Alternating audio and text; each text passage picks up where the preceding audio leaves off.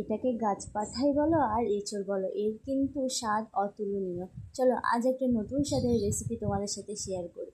ফার্স্টে এঁচড়টা গোল গোল করে কেটে নিয়ে নুন হলুদ দিয়ে একটু সিদ্ধ করে নেব। নিয়ে তোমার একটা মিক্সিং জারে পেঁয়াজ, আদা, রসুন, একটা কটা শুকনো লঙ্কা দিয়ে একটা মিহি পেস্ট বানিয়ে নেব। আর এদিকে এঁচড়টা সিদ্ধ হয়ে গেছে, তুলে ওর মাঝখানের অংশটা একটা ছুরি দিয়ে কেটে বাদ দিয়ে দেবো।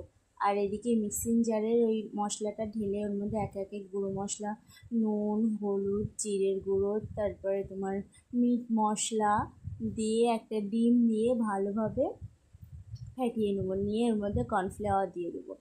এর মধ্যে তোমরা চাইলে বেসনও অ্যাড করতে পারো, আমি বেসন দিইনি।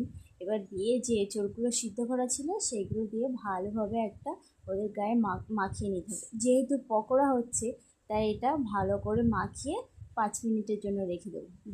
এবার গরম তেলে একে একে ভাজা করে নিলে রেডি। এটা খেতে কিন্তু একদম চিকেন পকোড়ার মতোই লাগবে। যারা যারা এখনও বাড়িতে বানাওনি অবশ্যই একবার বাড়িতে বানিয়ে দেখো, খুবই সুন্দর হয় খেতে। আর এখন তো এঁচড়েরই সময়, সবাই ঝটপট কিনে এনে বানিয়ে ফেলো। আর ভিডিওটা কেমন লাগলো অবশ্যই জানিও। টাটা।